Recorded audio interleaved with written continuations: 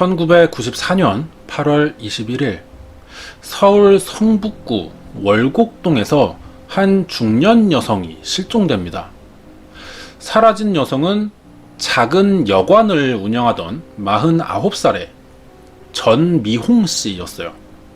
며칠이 지나도 이 전 씨와 연락이 되지 않자 친구가 경찰에 신고를 하면서 사건이 시작됩니다. 이 사건의 이름은 24년 전 발생한 월곡동 여관 살인 사건이라고 합니다. 범죄 연루 가능성에 무게를 두고 수사를 시작했던 경찰은요, 수사가 진행될수록 드러나는 사건의 실체를 보고는 경악을 할 수밖에 없었다고 하는데요. 멀쩡하게 여관을 운영해오고 있던 사람이 하루아침에 사라졌다는 것은 굉장히 이상한 일이죠. 이 전 씨라는 여성은 평소 여관을 비우는 일도 없었을 뿐 아니라 성격으로 볼 때도 주변 사람들에게 어떠한 말 없이 갑자기 사라질 사람이 아니었기 때문이었어요. 신고를 한 전 씨의 친구도 연락 없이 사라질 사람은 아니기 때문에 무슨 일이 생긴 것이 분명하다라면서 불안해했습니다. 거기에 더 이상한 점은요, 전 씨의 딸인 15살 이선영 양이 며칠 전부터 행방불명 중이라는 것이었어요. 경찰이 주변 탐문 조사를 해보니 이선영 양은 어머니 전 씨가 사라지기 일주일 전에 가출한 상태였습니다. 그래서 관할 파출소에 가출 신고도 되어 있는 상태였죠. 상황을 정리해보면 여관을 운영하면서 살던 모녀가 아무도 모르게 일주일 간격으로 사라진 겁니다. 무슨 일이 있었을까요? 범죄 가능성이 높다고 생각한 경찰은 즉시 사건 수사를 시작합니다. 그동안에 이 전 씨의 행적을 확인해 보니 평범하게 살지 않았던 사람으로 확인이 됐어요. 남편과 이혼한 후 전미용 씨는 여관에서 잔심부름을 하며 딸과 단둘이 살고 있었습니다. 여자 혼자 몸으로 어린 딸을 키우면서 살기란 쉽지가 않았어요. 하지만 생활력이 강했던 전 씨는 갖은 고생을 해가면서 모은 돈으로 여관을 매입했던 거죠. 그래서 직접 운영까지 할 수 있게 됐습니다. 그렇게 살아온 전 씨가 특별한 일도 없이 자신의 전 재산이나 마찬가지인 이 여관을 버려둔 채 딸을 찾기 위해 가출 신고까지 해놓고 사라진다는 것은 납득하기가 힘든 일이죠. 전 씨의 주변 인물들을 상대로 조사를 벌이던 경찰은요, 전 씨와 동거 중인 내연남이 있다는 사실을 알게 됩니다. 내연남의 이름은 43살의 성낙주 씨였어요. 신기한 것은 모녀가 사라진 후에도 이 여관이 정상적으로 영업을 하고 있었던 겁니다. 전 씨의 내연남인 이 성 씨가 대신 운영을 하고 있었다고 그래요. 경찰이 이 성낙주 씨를 찾아갔을 때 성낙주 씨가 아주 태연하게 경찰을 맞이해줬었다고 합니다. 전 씨 모녀에 대한 행방에 대해서 질문을 했을 거예요. 그러자 이 성 씨가 딸은 가출을 했고 전 씨는 수원에 있는 절에 불공을 드리러 간다고 나가서는 소식이 끊겼다라는 말을 했어요. 평범한 진술이었지만 경찰이 보기에 이 성 씨라는 사람은 아주 의심스러운 인물이었습니다. 가족이나 친지와 연락을 끊고 살아오던 전 씨 모녀와 가장 가깝게 지낸다는 사람이 이 모녀의 행방에 대해서는 전혀 모른다는 것을 납득하기가 힘들죠. 성낙주는 전직 승려였다고 합니다. 1977년에 승려 생활을 시작했다가 사고를 쳐서 7년 만에 승적을 박탈당한 파괴승이었어요. 이후에 특정한 직업 없이 떠돌아다니다가 승려 생활 당시에 배운 재주로 서울 미아리에 자리를 잡고 철학관을 운영하기 시작했다고 합니다. 이때부터 사라진 전 씨와 알게 된 사이가 된 거죠. 힘들게 살아오던 전 씨가 사주를 보기 위해 성 씨의 철학관을 찾았는데 이때 전 씨가 마음에 들었던 겁니다. 성낙주가 그 이후에도 살풀이를 해야 한다. 전 씨의 집을 이런 식으로 여러 번 찾아왔고요. 아픈 데가 있으면 침도 놔줬고 이런 식으로 자연스럽게 내연 관계로 발전하게 됐던 거죠. 경찰은 성낙주의 진술을 듣고는 철학관을 운영하던 전직 승려가 딸을 키우는 여성의 재산을 노리고 계획적으로 접근했을 가능성을 떠올렸어요. 하지만 이게 심증일 뿐이고 증명이 되진 않기 때문에 확실한 물증을 찾기 위해 여관에 조금 떨어진 곳에 있는 전 씨의 집을 수색해 보기로 합니다. 여기서 의문의 편지 하나를 발견하게 되죠. 전 씨의 딸 이선영이 가출 직전에 쓴 것으로 보이는 편지였는데요. 어머니에게 마지막 인사를 하는 내용의 편지였습니다.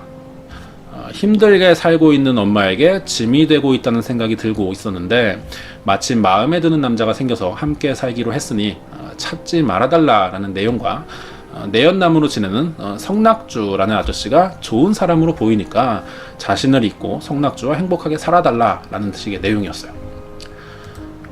단순하게 생각해보면 딸이 남자친구를 따라 가출한 것으로 볼 수밖에 없는 내용이었죠. 하지만 전 씨가 딸의 가출 신고를 한 이유도 이 편지 때문이었을 거예요. 평소 착실하기로 소문나 있었다 그래요, 딸이. 근데 가출할 이유로는 이 남자친구 문제라는 것이 타당해 보이지가 않아요. 사라진 모녀는 평소에 아무런 갈등도 없었고 일가 친척과 연락도 끊고 단둘이 의지하면서 살아온 사이였습니다. 그런 딸이 어머니에게 사전에 어떤 낌새도 보이지 않고 편지 한 통만 남기고 집을 나간다는 게 납득하기가 어렵죠. 특이한 점이요, 이 편지가 타자기로 쓰여 있었어요. 15살의 딸이 유일한 가족인 어머니에게 쓰는 마지막 인사편지가 자필이 아니라 타자기로 작성됐다는 것은요, 일반적이지 않은 행동이죠. 어쨌든 단서를 될 만한 것을 찾지 못했어요. 방법이 없었습니다. 경찰은 전 씨와 동거 중이던 내연남 성낙주를 임의 동행해서 조사를 시작해 봅니다. 하지만 성 씨는 이 모녀의 행방에 대해서 처음과 같은 진술만 반복했어요. 경찰이 모녀에 대해 구체적인 진술을 하거나 자신이 말문이 막히게 되는 상황이 오면은 갑자기 연부를 외우기도 하고요. 경찰 조사에 굉장히 비협조적이었습니다. 현재 상태로만 본다면 이 성 씨라는 남자는 유력하고 유일한 용의자나 다름이 없었지만 성 씨의 입에서는 어떠한 대답도 나오지 않았어요. 하는 수 없이 경찰은 그동안 조사한 자료들을 재검토하면서 수사 방침을 수정하기로 하죠. 그렇게 자료를 보고 있었는데 의외의 곳에서 단서 하나가 나오게 됩니다.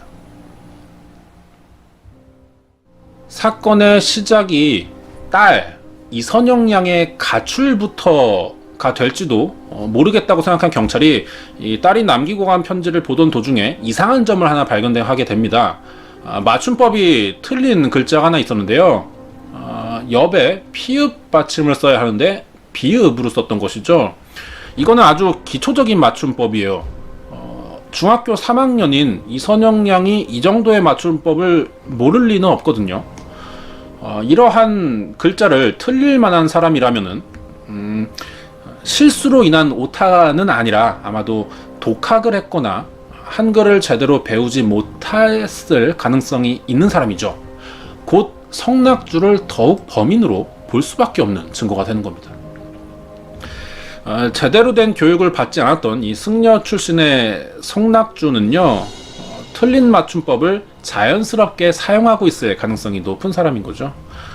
경찰은 정말로 이 성낙주라는 사람이 이 해당 글자를 잘못 알고 있는지를 확인해 봐야 했습니다. 그렇다고 해서 대놓고 이 글자를 써보게 하는 것은 성씨가 눈치챌 가능성도 있겠죠. 그래서 경찰 조사를 하면서 진술서를 작성할 때 이 해당 글자가 들어가는 문장을 쓰도록 유도해 봤습니다. 성씨는 다행히 수사팀의 의도를 눈치채지 못했고요. 진술서를 썼어요. 예상대로 성씨가 쓴 이 자필 진술서에서는 똑같은 오타가 발견됩니다. 사라진 전미홍 씨의 딸 이선영 양이 가출하기 직전에 남겼다고 하는 이 편지는 결국 성낙주가 쓴 자작 편지라는 것을 입증해주는 결정적인 단서가 됐던 거죠. 성 씨는 자신의 필체를 숨기기 위해서 타자기로 가짜 편지를 쓰면서 사람들을 속여왔지만 이 경찰의 예리한 눈을 피해갈 수가 없었던 겁니다. 가짜 편지가 작성되었다는 것은요, 이선영 양의 행방불명에 성낙주는 어떤 식으로든지 연관되어 있다는 것을 보여주는 증거가 되죠. 성낙주는 왜 이 가짜 편지를 남기면서까지 이선영 양의 일을 가출로 꾸며낸 것일까요? 거기에 가출한 딸을 찾던 전실은 어디로 사라진 것일까요? 이러한 의혹들이 이 오타 사실 입증 후에 하나씩 밝혀지기 시작합니다. 불공을 들이기 위해서 집을 나갔다는 그날, 자신은 시장에 장을 보러 갔다라고 성낙주가 진술을 했습니다. 하지만 이것도 거짓말이었어요. 성낙주의 물건에서 영수증이 하나 발견되었는데 그날 진술한 시간대에 시장이 아니라 고속도로 휴게소에서 밥을 먹었던 영수증이 발견된 겁니다. 경찰에 끈질긴 수긍에 결국 거짓말들이 드러났고요. 성낙주는 자신의 모든 범행을 그제서야 자백하게 됩니다. 경찰이 조사한 대로 승적을 박탈당한 뒤에 떠돌이 생활을 하던 성낙주는 미아리에서 점집을 운영하던 중에 전미홍 씨를 알게 됐어요. 돈벌이가 잘 안되던 성낙주는 전미홍이 건물을 사서 여관을 운영한다는 사실을 알게 되고는 눈독을 들였던 겁니다. 여기에 성낙주는 사주를 봐주겠다, 그리고 집에 가서 살풀이를 해야 한다라는 등의 핑계로 전미홍의 집을 들락거리면서 환심을 샀고요. 결국 내연관계로 이어집니다. 하지만 자신의 어머니에게 빌부터 사는 성씨를 딸이 못마땅하게 생각했고요. 생활 능력도 없는 것에 전씨도 역시 불만이 생기기 시작했습니다. 모녀와 갈등을 빚어오던 성낙주는요, 결국 몇 달 전에 의료용품점에서 수술용 메스와 타자기를 하나 구입합니다. 그래서 범행을 계획하게 됐죠. 그리고 1994년 8월 13일 새벽 5시경 여관에서 500m 정도 떨어진 전씨의 집을 찾아가서 혼자 잠들어 있는 이선영 양의 목을 졸라 살해했고요. 그 사체를 욕실로 옮긴 뒤에 수십 차례에 걸쳐서 토막을 냅니다. 사체 토막을 검정 비닐봉지로 싼 뒤에 종이박스에 나눠 담았고요.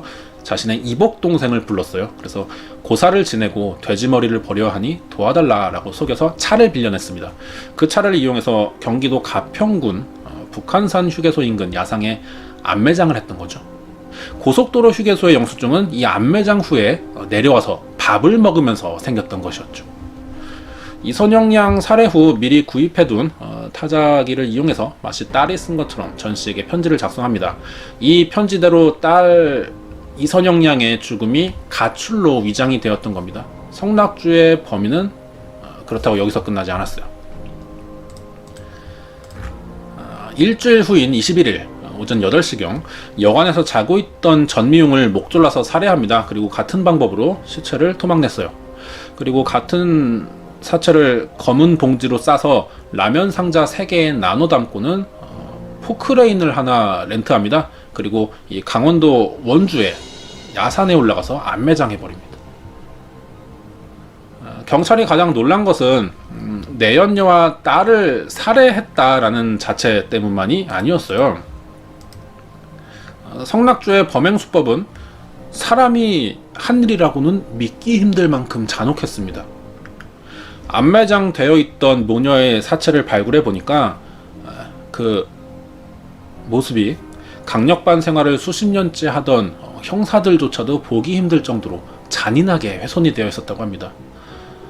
모녀의 시체가 36토막 이상으로 절단이 되어 있었다고 그래요.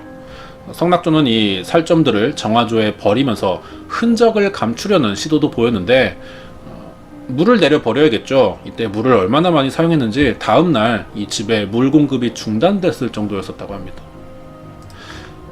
사체들은 손가락 마디가 모두 다 잘려 있었고요. 발견이 되더라도 신원을 알 수 없도록 손끝에 지문까지 모조리 다 제거된 상태였어요. 신체 곳곳을 도려낸 것도 모자라서요, 얼굴 피부까지 몽땅 벗겨놨습니다. 이런 범행 수법을 보면은 자신이 절대로 들키지 않도록 사전에 철저하게 계획을 세웠고 모든 힘을 들여서 최선을 다했지만 편지 속의 글자 하나로 결국 사실이 드러나면서 살인 및 사체 흉기 혐의로 기소된 성낙주는요, 법정에서 사형을 확정받았고요. 현재 교도소에 수감 중에 있습니다. 만약 경찰이 딸의 이름으로 작성된 편지에서 오타를 찾아내지 못했다면은 성낙주는 무혐의로 풀려났을지도 모르죠. 이렇게 사건 조사를 하다 보면은 이 사건들이 마치 팽팽하게 당겨지는 밧줄 같다라는 느낌을 받게 되는데요. 강하게 당기고 있는 밧줄에는 우리가 살짝 칼집만 내놔도 쉽게 줄이 끊어집니다. 이 편지 속의 오타가 바로 칼집 역할을 했던 거죠. 우리나라에 그 수많은 미제 사건들이 있습니다. 아직 해결되지는 않았지만 이번 사건처럼 아주 작은 단서라도 칼날 역할이 가능해진다면 사건이 예상보다 빨리 해결될 수 있다는 생각이 듭니다. 꼭 칼집을 내지 않더라도요, 당겨지고 있는 밧줄은 이미 그 자체로 미세하게 계속해서 손상이 되고 있는 상태입니다. 날카로운 칼은 발견하지 못하더라도 우리가 계속해서 이 줄을 당기고 있는 한 언젠가 사건들이 해결되지 않을까라는 생각이 듭니다. 이 사건은 1994년 8월 21일 서울 성북구 월곡동에서 벌어진 모녀 살인 사건이었습니다.